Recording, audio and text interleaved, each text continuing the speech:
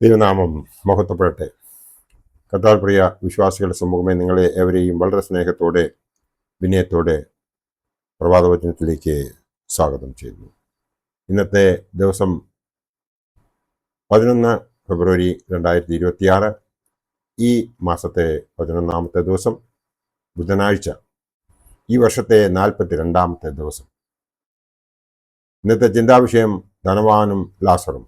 ഒരാൾ നരകത്തിലും മറ്റേയാൾ സ്വർഗത്തിലും. എന്തുകൊണ്ട്? ഒരാൾ നരകത്തിലും മറ്റേയാൾ സ്വർഗത്തിലും എന്തുകൊണ്ട്? അതിനായി എടുത്തിരിക്കുന്ന വേദഭാഗം എന്ന് പറയുന്നത് ലൂക്കോസ് എവൻഗേലിയോസ്തായുടെ രക്ഷാസുവിശേഷം 16-ാം അധ്യായം 19 മുതൽ 31 വരെയുള്ള വേദഭാഗം ആണ്.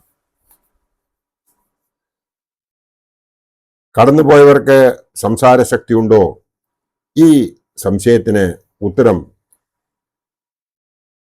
എബ്രായ ലേഖനം 11-ാം അധ്യായം 4 ഉണ്ട്.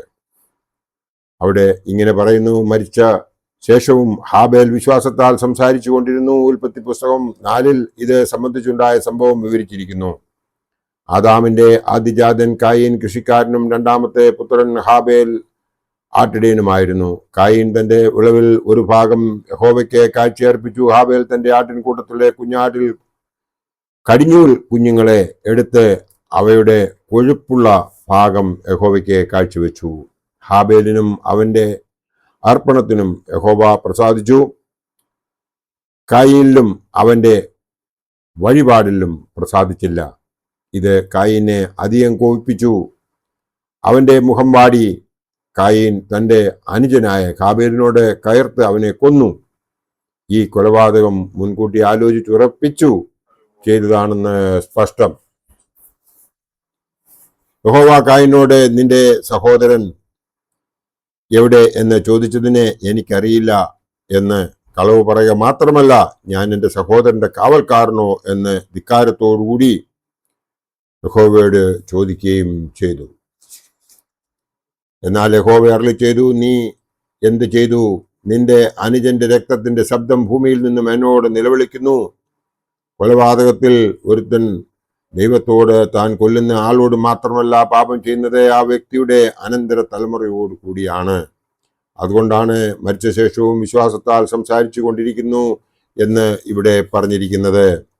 കർത്താവായ യേശുക്രിസ്തു ആത്മാവിന്റെ അമർത്യതയെപ്പറ്റിയും ശരീരം വിട്ടുപിരിഞ്ഞ ശേഷം ആത്മാവിന്റെ സുബോധാവസ്ഥയെപ്പറ്റിയും മരണത്തിലും ശരീരത്തിന്റെ പുനരുദ്ധാനത്തിനുമിടയിൽ നീതിമാന്മാർക്കും ദുഷ്ടന്മാർക്കും തിരിച്ചിരിക്കുന്ന വ്യത്യസ്ത സ്ഥാനങ്ങൾ, ദുഷ്ടന്മാർക്ക് യാതനയും നീതിമാന്മാർക്ക് ആശ്വാസവും അനുഗ്രഹവും ലഭിക്കുന്നു എന്ന സത്യം തുടങ്ങിയ യാഥാർത്ഥ്യങ്ങളും ലളിതമായ വാക്കുകളിൽ കാണിച്ചു തരുന്ന വേദഭാഗമാണ് വിശുദ്ധ ലൂക്കോസ് എവൻഗേലിയോസ്തായുടെ രക്ഷാസുവിശേഷം 16-ാം അധ്യായം 19 മുതൽ 31 വരെയുള്ള ഭാഗം.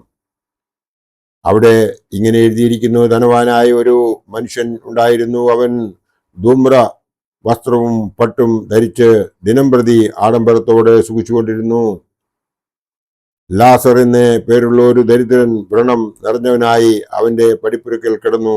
ധനവാന്റെ മേശയിൽ നിന്നും വീഴുന്നത് തിന്ന് വിശപ്പടക്കുവാൻ ആഗ്രഹിച്ചു. നായ്ക്കൾ വന്ന് അവന്റെ വ്രണം നക്കും. ആ ദരിദ്രൻ മരിച്ചപ്പോൾ ദൂതന്മാർ അവനെ അബ്രഹാമിന്റെ മടിയിലേക്ക് കൊണ്ടുപോയി. ഇങ്ങനെ വായിക്കുന്നതായ ആ വേദഭാഗം നാം കാണുമ്പോൾ നമുക്ക് മനസ്സിലാകുന്നത് യഥാർത്ഥത്തിൽ നടന്ന ഒരു സംഭവമാണ് യേശുക്രിസ്തു ഇവിടെ വിവരിക്കുന്നത് എന്നാണ്. ഇത് ഒരു സങ്കല്പ കഥയോ ഉപമയോ അല്ല എന്ന് ചിന്തിക്കുന്നവർ ഉണ്ട്.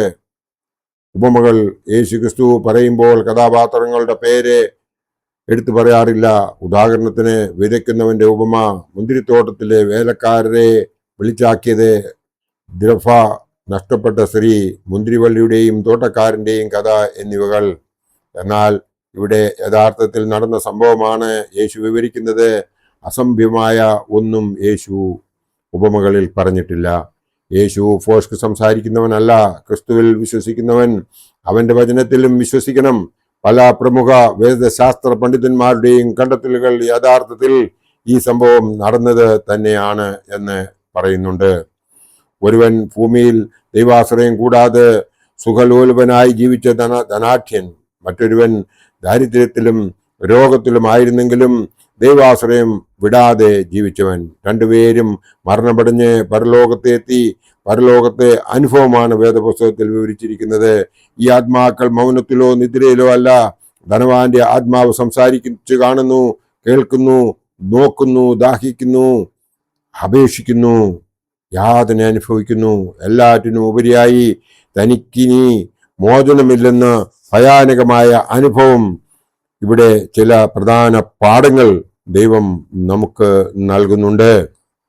പരേതർക്ക് ജീവിച്ചിരിക്കുന്നവരോടുള്ള സ്നേഹം ജഡീക മരണം മൂലം ഇല്ലാതെ ആകുന്നില്ല എന്ന് നമുക്ക് ഇവിടെ കാണുവാൻ സാധിക്കും. രണ്ടാമതായി പറയുന്നത്, പരേതാത്മാക്കൾ ദുഷ്ടരെങ്കിലും ദണ്ഡനത്തിൽ പോലും സഹോദരങ്ങൾക്ക് വേണ്ടി പ്രാർത്ഥിക്കുന്നവരാണ്.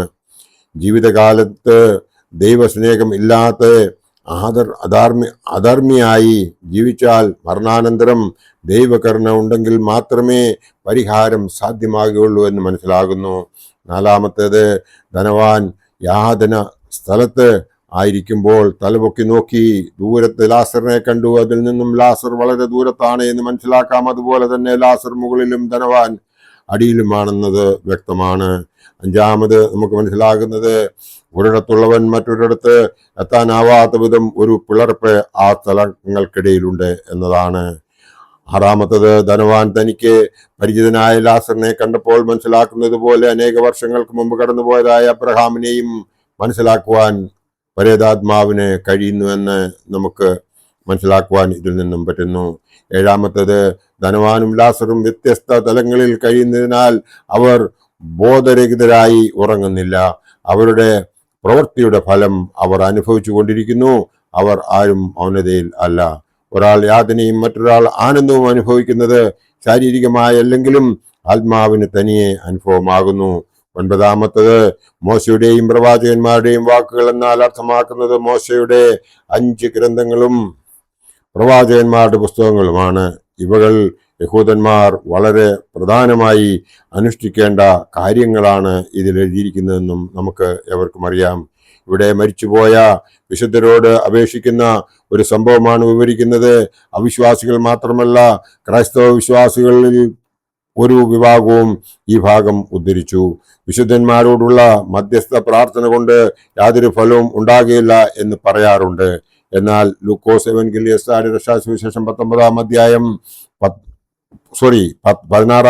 19 മുതൽ 31 വരെയുള്ള ഭാഗങ്ങൾ ശ്രദ്ധയോടെ വായിച്ചാൽ അബ്രഹാമിന്റെ മടിയിൽ നിന്നും പാതാളത്തിലോ അവിടെ നിന്നും തിരിച്ചോ പോകുവാനോ വരുവാനോ സാധ്യമല്ല എന്ന് മനസ്സിലാകും. എന്നാൽ ലാസറിനെ പിതാവിന്റെ വീട്ടിലേക്ക് സഹോദരന്മാരുടെ മാനസാന്തരത്തിന് അയക്കണമെന്ന അപേക്ഷ സാധ്യമല്ലെന്ന് പറഞ്ഞല്ല നിരസിച്ചത്.